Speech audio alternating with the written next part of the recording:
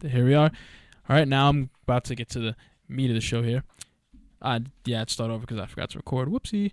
All right, but back to what I was saying now. The first match of WWE Fastlane in Cleveland, Sasha Banks, Becky Lynch versus Naomi and Tamina. Now the match was pretty good, of course. A lot of good spots, kind of short, but for what it was really good. It didn't have to drag on too long. First of two women's matches, but very good match. The fact that it started the pay-per-view is actually pretty admirable. It kind of seems like they care about the women's division almost. Oh wow, look at that. Okay, so overall, I give that about 3 out of 5 stars, maybe 3.5. Get a little nod. It was a lot of good spots there. Second match, Kevin Owens and Dolph Ziggler for the Intercontinental Championship. This match was another really good match. Before I continue, one thing, overall, the pay-per-view kind of reminds you of I know this doesn't make a lot of sense, but almost like a balloon. You blow up a balloon, it gets bigger, filled with air, and then once you're done, after you might pop it and all the air just goes out really quickly. That's kind of what this pay-per-view was, and I'm gonna show you how. So you had Kevin Owens and Dolph Ziggler. This was a very good match. Kevin Owens really is one of the best in the company right now, one of the top young talents, and this match with Ziggler, I'm gonna give it 3.5, 4 stars out of 5. Of course, this match was really good, very methodical. So, and Kevin Owens retained. I feel like at this point though, Dolph Ziggler should kind of almost take a break because he's starting to get a little stale now. He's basically on every Monday Night Raw.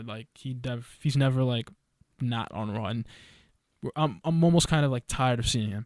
So if he takes a break, he comes back after a while, he'll seem fresh again.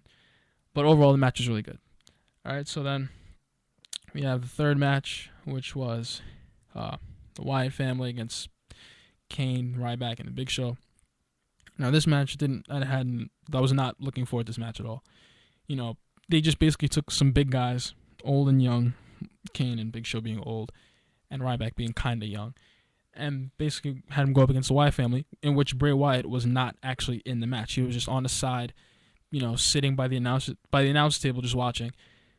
And the match was actually pretty good. Ryback, he gets a lot of criticism for being the stereotypical big guy who can't really wrestle, but he actually has improved a little bit. Kane, obviously, from what I watched, Kane still has it, and Big Show is Big Show. Braun Strowman is awful.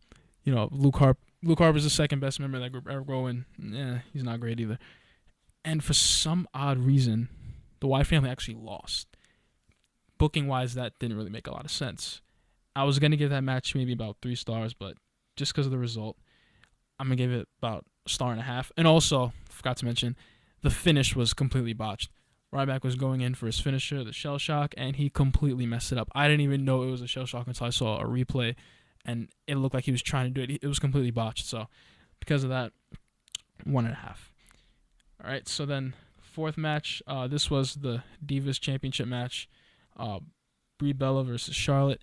This was another good match, actually, surprisingly good by Brie Bella. Not because Brie Bella's not good, but she's usually not thought of as a top tier female performer. Charlotte is thought of that, but this match was still very good all around. 2 really good women's matches on a pay-per-view. That's actually that's a step up. Charlotte retained, of course. Which is a good move because if Brie won a title before Sasha Banks or Becky Lynch did, then there'd be a riot. You know how wrestling fans are. So then the fifth match, was a match that I really was looking forward to, and that's AJ Styles against Chris Jericho. A match that many fans never thought they would actually see in a WWE ring, especially.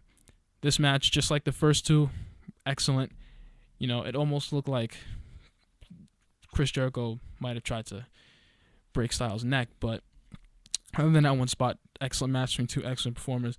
One thing I didn't really understand, though, was AJ Styles did the Styles Clash, his devastating finisher, of course, and they had Chris Jericho, kick out of it.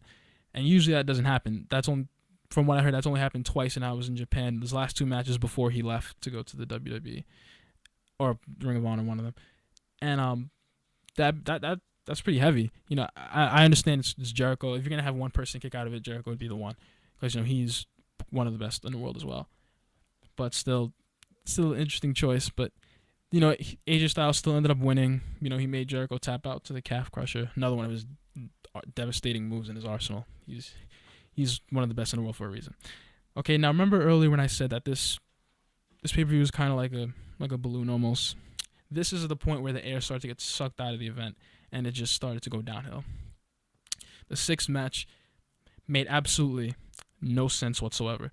Out of nowhere, not like an RKO, but out of nowhere, the sixth match just happened to be R-Truth against Curtis Axel, and first of all, that wasn't even on the card pre-planned. So from what I assume, that match probably just was thought of last minute, because there's absolutely no way that fans would actually go on the network and pay to see that match right before the main event. Makes absolutely no sense. So then that match happened. When I heard the Social Outcast music, I'm just like, what's happening? Like it just didn't really make a lot of sense to me. And R-Truth came out then, and they had a match. Didn't care for it. Wasn't even all that great. Wasn't even really all that good. And Goldust tried to help. He distracted R-Truth. He lost. Who cares? Honestly, this was a complete dud. This match was a complete dud. There was no need for it. That wouldn't even be an exciting match on a Monday Night Raw, much less a pay-per-view before WrestleMania. And now I said that this is the point where the pay-per-view is starting to go downhill. Because I have notes here of all the matches. There was actually something before this match that wasn't a match that actually is where it started. You had the segment Cutting Edge Peep Show. You have Edge and Christian come back and they interview the New Day. Now many people expected Enzo Amore and Big Cass from NXT, the very charismatic talkers in NXT, to come up and make their main roster debut. But instead we got the worst and most boring stable I've seen in years. That's the League of Nations. They came out, said nothing interesting, and then they just got roasted by New Day and Edge and Christian, and that was it. So once the League of Nations music hit, that is when the pay-per-view started to go down, and you had this monstrosity of a match. AJ Styles matches are never monstrosities, but R-Truth and Curtis Axel was just like, I don't get it. And then you had the main event. Yes, this match came before the main event. Yes, that's real. The main event, this was to determine who would face Triple H for the WWE World Heavyweight Championship at WrestleMania. You have Brock Lesnar, Dean Ambrose, and Roman Reigns. Now, the match wasn't anything special. Brock Lesnar did his same one move, German suplex, or same like 3 moves maybe, 2.5, because one of the moves he rarely ever does. German suplex F5, German suplex F5, and he actually whipped out the Kimura lock, which is fresh, I guess, but still the match didn't really feature any interesting spots. Nothing real that interesting in it. When Reigns was put in a Kimura lock by Lesnar, Dean Ambrose came out with a chair, hit Lesnar in the back with the chair, and then got out of the Kimura lock. And as the match progressed, Brock Lesnar picked up Dean Ambrose for an F5. Roman Reigns speared Dean. It was all jumbled, really. It was kind of a mess at the end. Roman Reigns hit a spear, won, and that was it. It was very predictable. We pretty much all knew Roman Reigns was going to win that match. But it wasn't really like the good predictable where we kind of expected the Wyatt family to come out, because we expected for it to be Bray Wyatt against Brock Lesnar because of what happened at the Royal Rumble. Basically, they cost Lesnar from winning the Rumble, from winning the title at that time. So that would have made the most sense if the Wyatt family would have came out and done something involved with Lesnar. But no, Roman Reigns just won, and that was it. Triple H came out, they came and looked at Roman Reigns in the face, and that was it. Oh, and before that happened, of course, Roman Reigns did his thing that's usually saved for the Royal Rumble. He would point at the WrestleMania, he'd get on the top rope, point at the WrestleMania sign with fireworks, and the crowd was completely silent. That's actually nothing I'm going to talk about. So, now we're going to go to some of the high and low points of the pay-per-view. Basically, all the title matches were high points, except for the WWE title match. That was meh. But the United States Championship match, Alberto Del Rio and Kalisto. The reason I didn't mention that was because that was the pre-show match.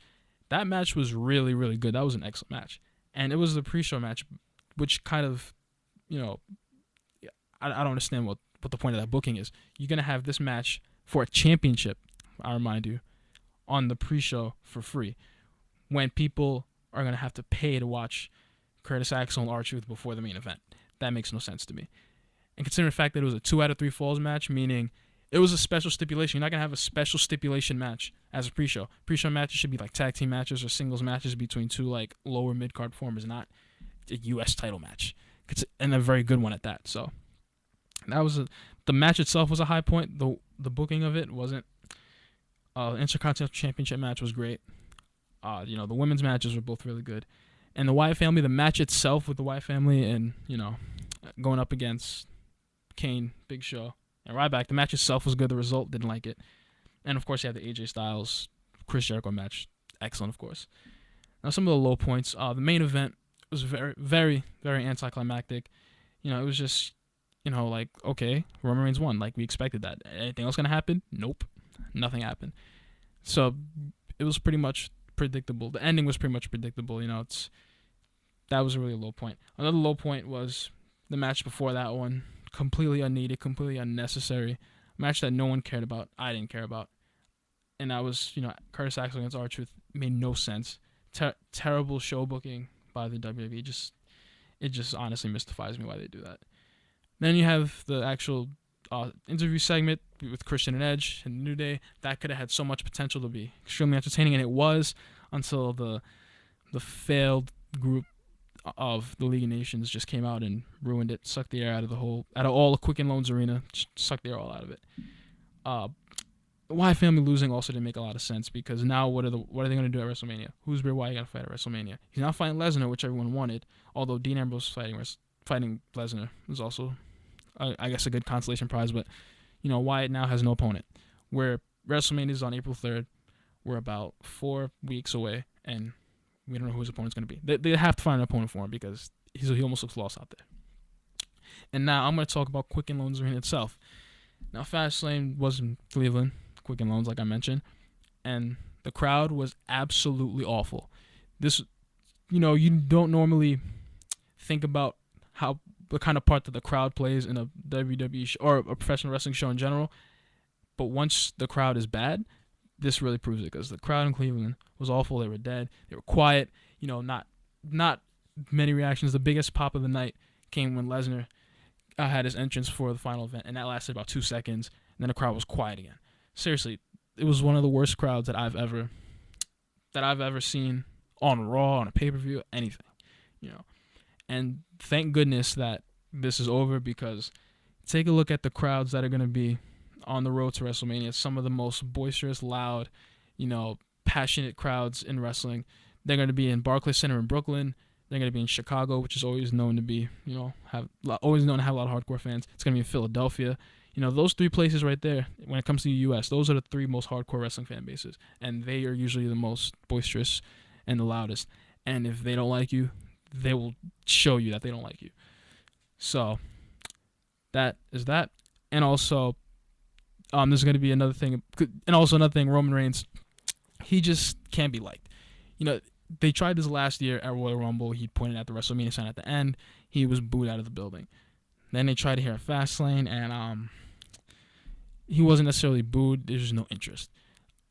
I don't know what the WWE can really do about Roman Reigns' likability. They have to do something, because these fans just aren't responding to him well. And maybe a heel turn might work. I don't know, because him being a babyface and him being shoved down fans' throats is just not working.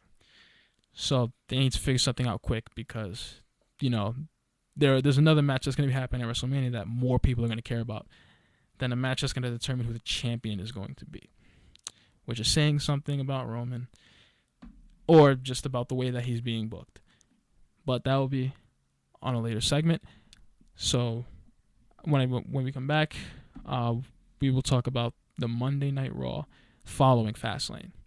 All right, and we will be back.